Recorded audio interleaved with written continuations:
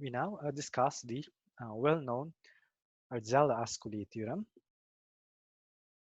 And to have an idea, this theorem can be used to provide or to prove the existence of generalized solutions to ordinary differential equations, for instance, that are not necessarily differentiable.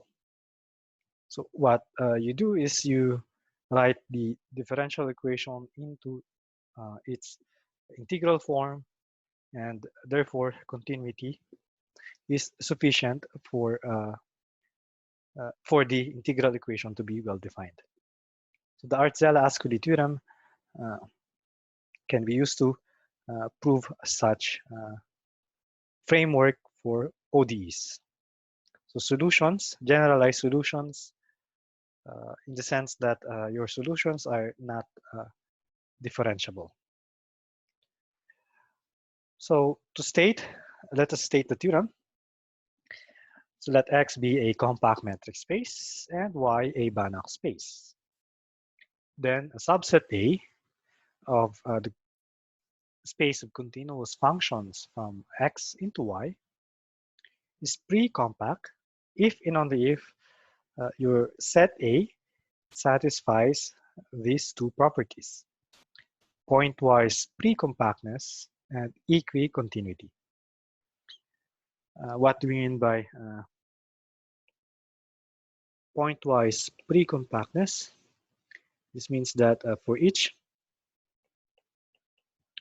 X in your domain, the set of all images of the functions in the collection A or in the subset A, and let us denote this by k sub X, is pre-compact in Y. So that is what we mean by pointwise pre-compactness.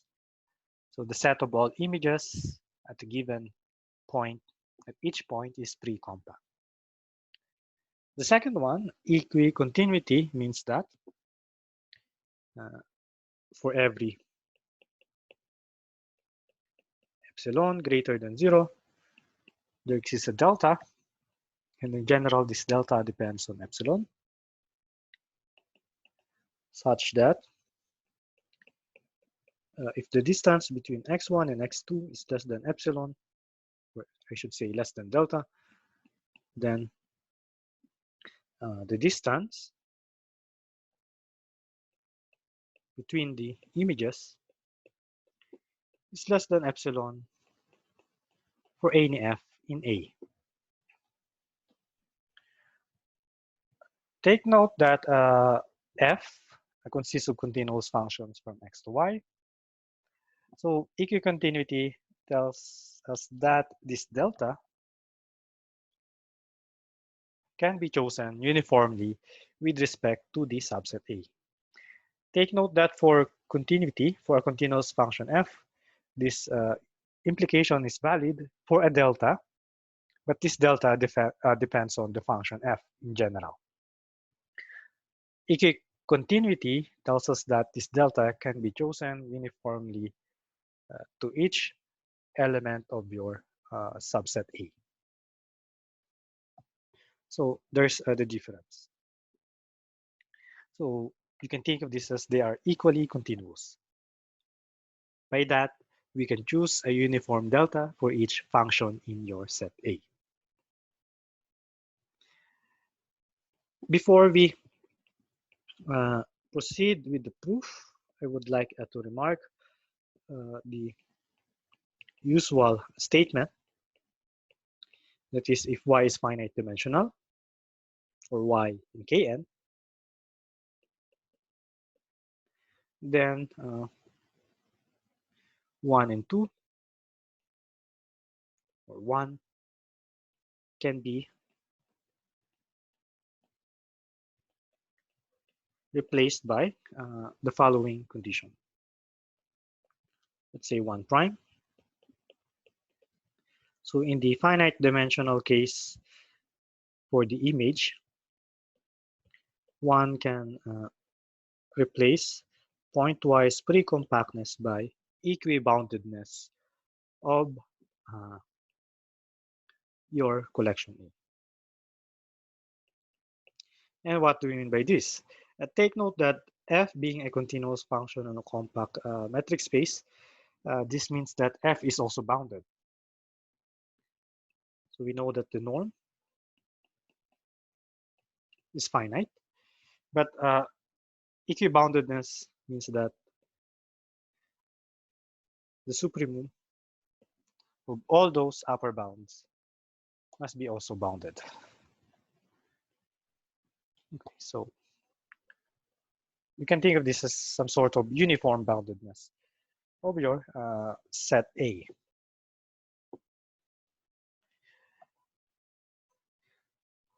So let us look at the proof. Again, there are two directions that we need to show.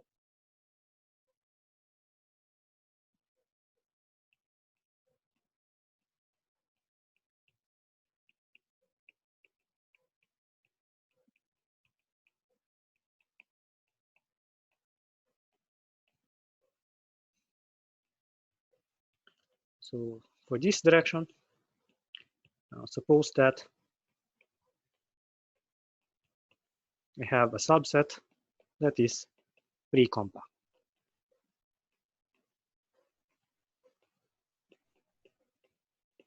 So we need to prove the pointwise pre-compactness of A and equicontinuity of A.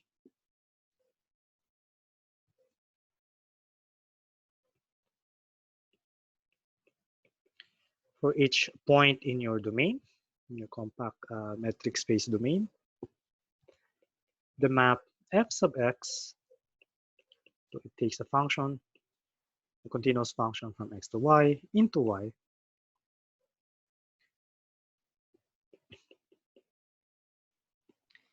given by, so I take a function f,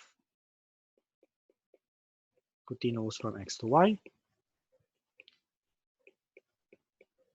The action of this map is just taking the value of f at the point x. This map is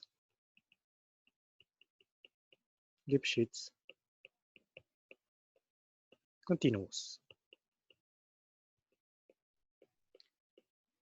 And hence, this implies that it is also uniformly continuous.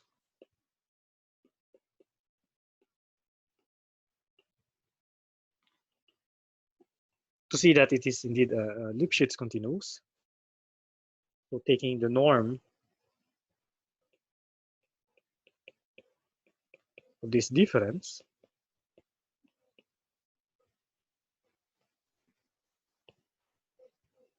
for f and g in the space of continuous functions from x to y, this norm here is, of course, the norm in y. Apply the definition of the map capital F.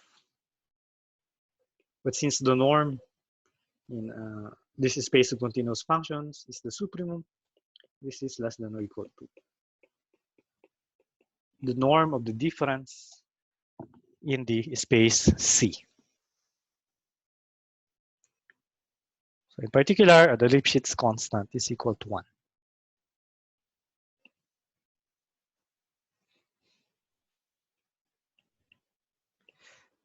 Thus, the image of this pre-compact set in X under this uniformly continuous map f sub x is also pre-compact.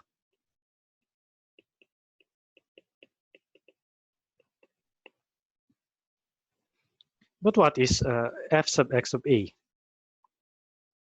This is nothing but k of x.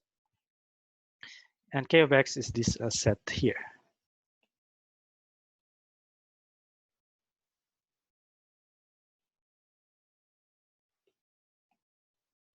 Therefore, we have verified the condition 1. pointwise pre-compactness of your set. For equicontinuity, so let's start with a positive epsilon. By pre-compactness of A, I can find a finite set of functions in such a way that A can be covered by these balls centered at these functions with radius epsilon.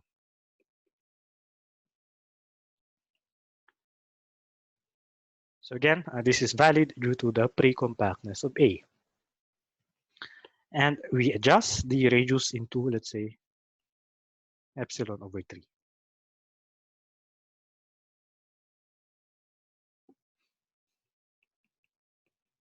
Now, since X is compact,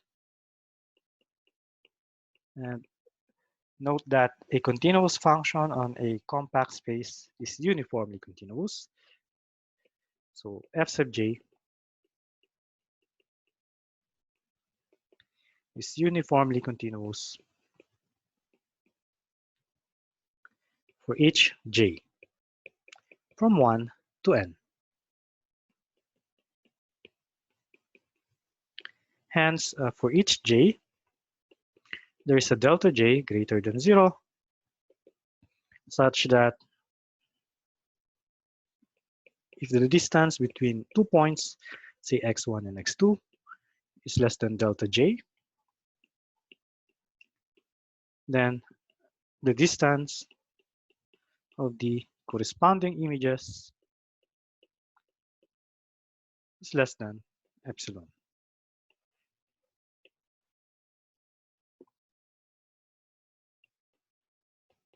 We claim that this delta, the minimum between all these deltas, is the required delta in equicontinuity. Okay, and this will be the same trick as before. So to see this, suppose I have an f and a. Then, according to this covering, okay, f must be in some ball centered at f sub j with radius epsilon over 3. And this is true for some j.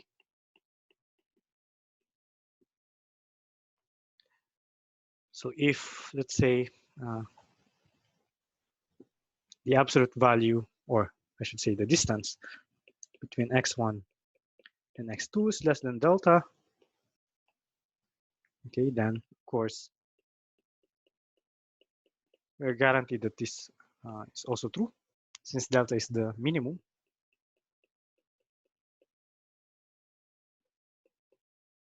And let us,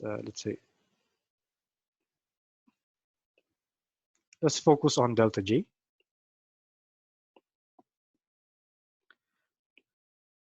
Then I want to show that in the end, this distance is less than epsilon. So we add and subtract terms, apply the triangle inequality. So first, you add f sub j x1. We subtract that term and then add. And similarly, subtract f sub j x2, then add.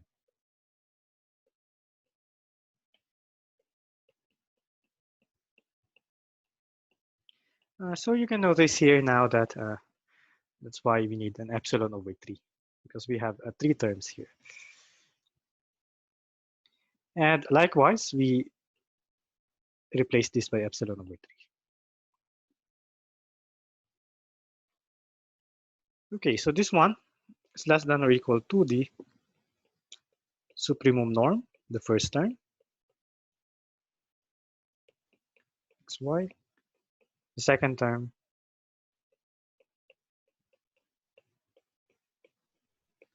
leave that as is. And the third term is again less than the supremum. So there should be a factor 2 for this part.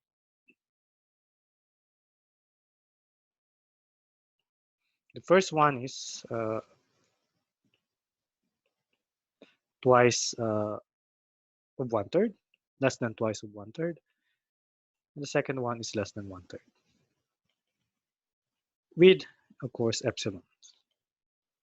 Let's say epsilon over 3 plus epsilon over 3. And why is that? The first one, you apply this part here. So for the second term, we apply that estimate. Well, that is valid due to this inequality. And the second one, you apply the fact that f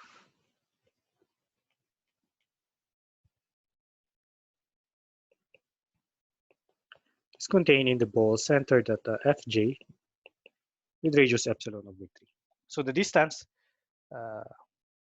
with respect to the norm in the space of continuous functions from x to y is less than epsilon over 3. And this is precisely an equicontinuity. So that's the second part.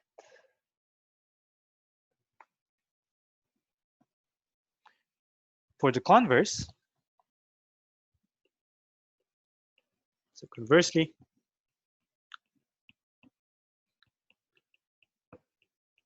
assume that, let's say, 1 and 2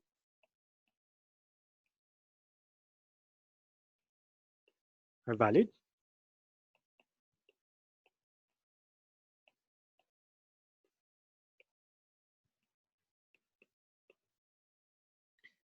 Given epsilon greater than 0, you would like to cover your set A by finitely many balls, open balls. Let us denote by delta or peak delta be as in the one provided in equicontinuity associated to the positive number epsilon over 5. Okay. We'll see later why we have a factor 5 in the denominator.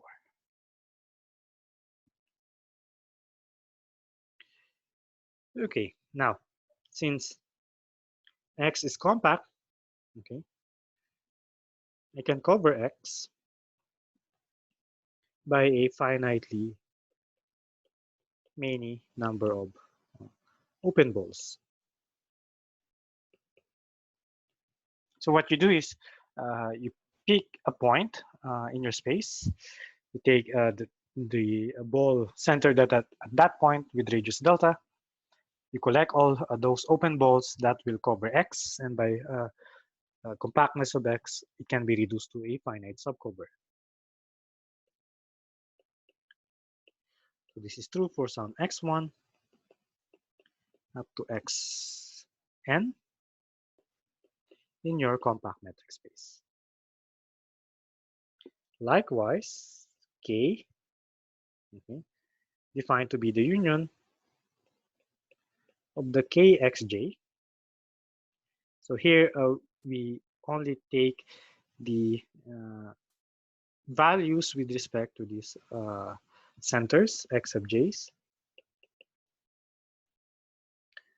This is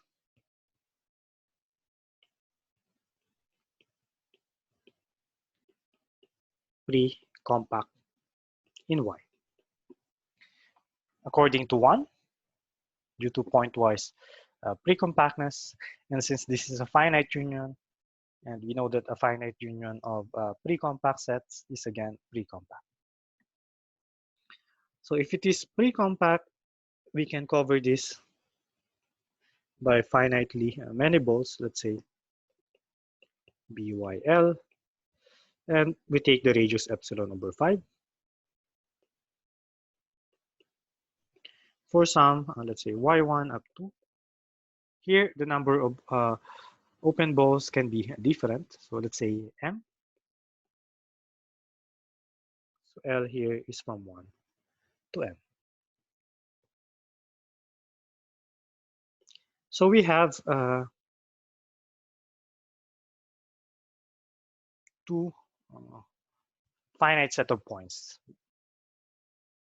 The one set is in the domain,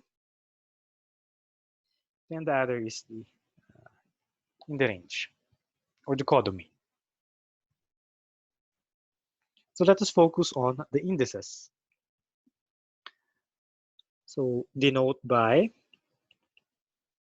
say, capital M sub small m raised to n to be the set of all maps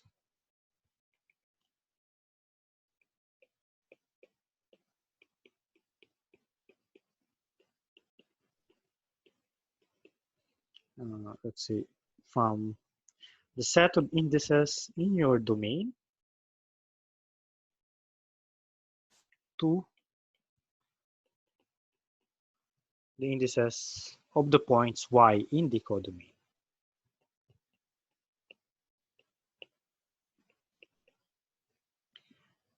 Obviously, this is finite. In fact, you can calculate the cardinality. So the cardinality here is m to the n. And why is that? You can map this integer m times m possible times or m possible ways. You do that for each integer here. So you have, but the basic counting principle, you have to multiply m n times. So those are all possible maps between the set of integers. And therefore, the cardinality of the set of all maps from this set into that set would be m to the n. It is finite. Okay. Now, let us define a set.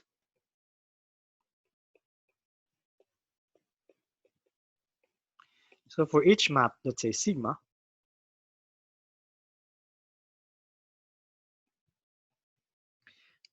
let us define A sub sigma to be the collection of all functions in A, wherein the distance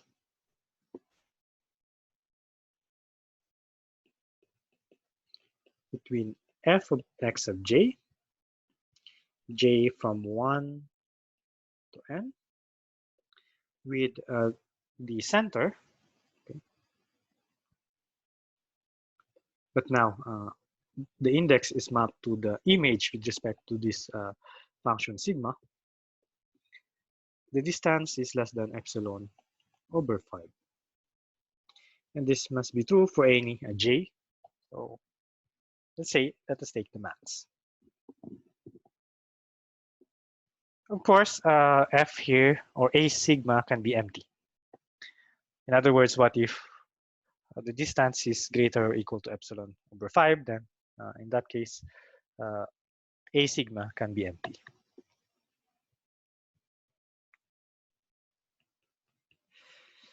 We will show that, okay, first,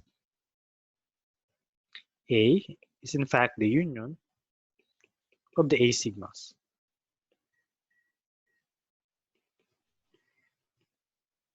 And for each f sigma in A sub sigma, of course, provided that you have such an element, A sub sigma is a subset of the ball centered at f sigma with a radius epsilon.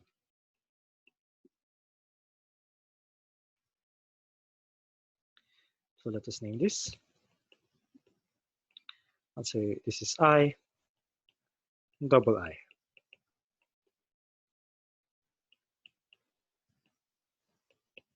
And I and double I implies that A is a subset of the union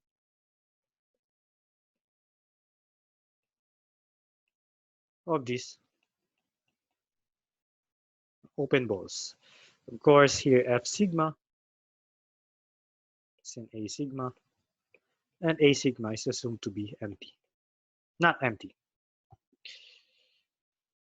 If it's empty, then it doesn't contribute to the union, so you can ignore that set.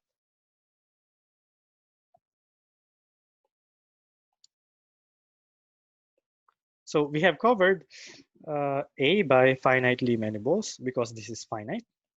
Okay. This implies that A is pre-compact.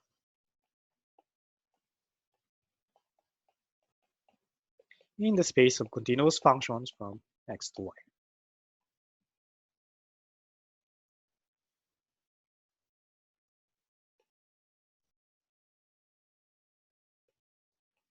So once we have established these two claims, then we are done with the proof. Okay, so to prove that one, let's say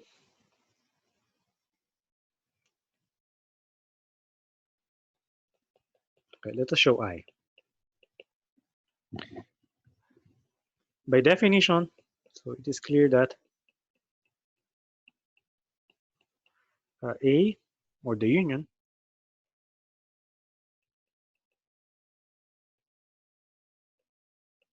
is a subset of A, because A sigma, the elements of sigma, A sigma are taken in A. So that would be clear. For the reverse inclusion, let's say if I take a function in A, then I know that this set of images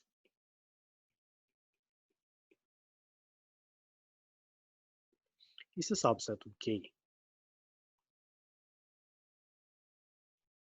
This K here.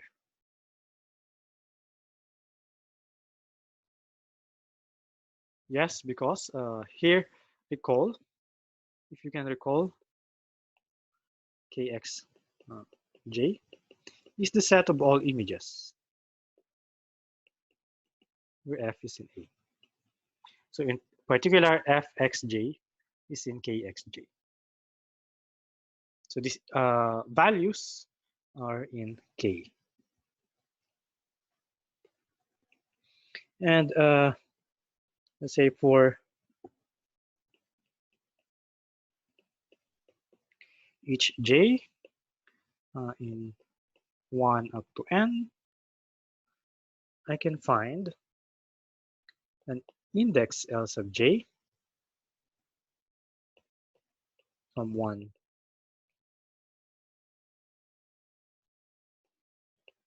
to m,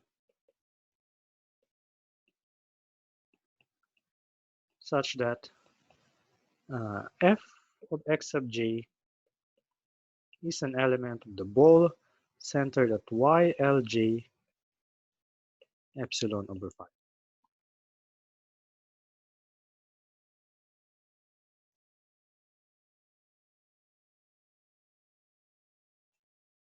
And why is this the case? So going back here, so if your images lies in this set, therefore it must be in some ball centered at Y sub L. And that L is from 1 to M. Okay, now we set sigma as follows. So let us just define sigma sub j to be L sub j. Then this F being in this ball will satisfy this estimate for all J. So therefore, F is in A sigma. Hence, in the union. So by a double set inclusion, we have established one or single I. Now to proceed with the second one,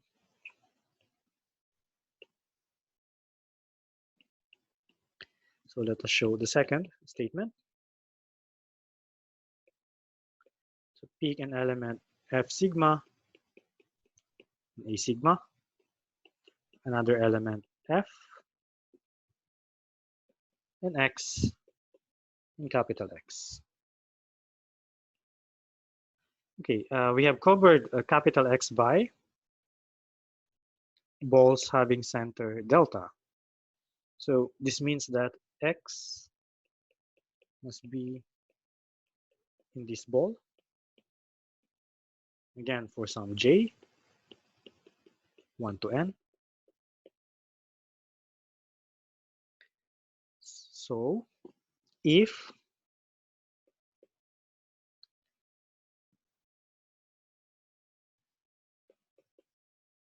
so let's just write it down. The distance between X and X of J is less than delta, of course. Here, if we estimate F sub X minus F sigma X, again, we introduce several terms, add and subtract, and apply the triangle inequality. So let us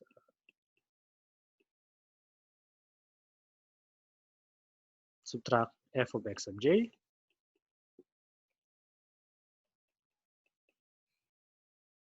And then introduce this, where sigma is this sigma here, plus Y sigma J minus F sigma X of J. And then finally, this one.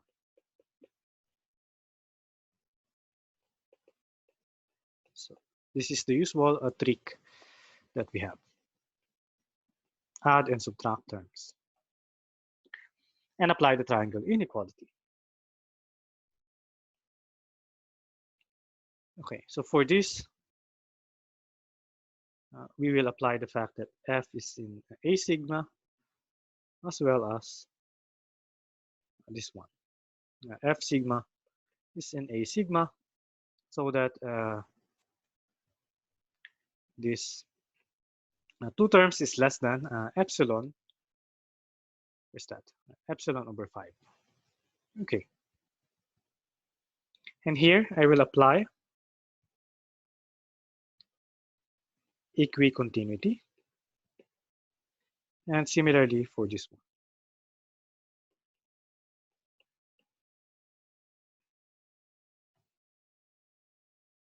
So if the distance between X and Xj is less than delta, the distance between the associated images is less than epsilon over 5. Why is that the case? We mentioned here that delta is the number associated to the property of equicontinuity with the given epsilon over 5. So to summarize, we have 4 times of epsilon over 5. So you have 4 epsilon over 5. This is valid for any x in your compact metric space. So taking the sup primum overall x in capital X, you get the norm of the difference of F and F sigma.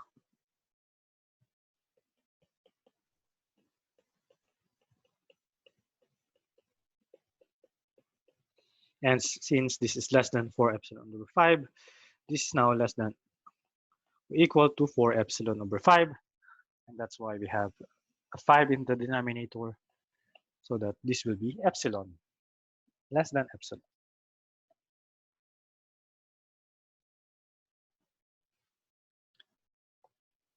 And from this, we pick an arbitrary element in A sigma. We establish that the distance between F and F sigma is less than epsilon. Thus, F is an element of the ball centered at F sigma with radius epsilon. And as a consequence, okay,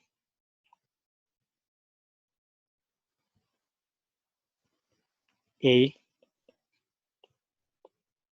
sigma is a subset of this ball. Because here we pick an arbitrary element in A sigma, we showed that it is also in this ball. And if you can notice, this is double I. That ends the proof of these two claims. And from the discussion a while ago, we know that these two imply the pre-compactness of A. And that's the converse of the theorem.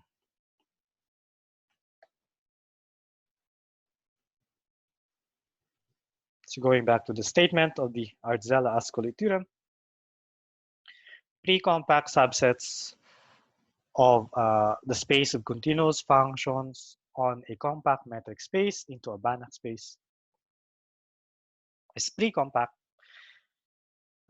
So if and only if it is pointwise pre-compactness and equicontinuous. If the image set is finite dimensional, then as I remarked a while ago, one can replace equiboundedness of your set. And one can show this by applying equicontinuity and the compactness of the metric space. So that's the celebrated Arzelà-Ascoli theorem. And for compact subsets of the Lebesgue spaces and the Sobolev spaces, one may consult, for instance, our course notes and the references provided in the notes. So we will not discuss compact subsets of Lebesgue spaces, but there's also an analogous version of this Arzelà-Ascoli theorem for Lebesgue spaces. And knowing pre-compact subsets of the Lebesgue spaces, one can also provide conditions for pre-compactness of subspaces or subsets of the Sobolev spaces. As I said, we will not go into the details, and I leave that to you to read. And that's it for compactness. In the next lecture, we will consider or discuss a new topic, namely linear operators. More precisely, linear and bounded operators. See you then.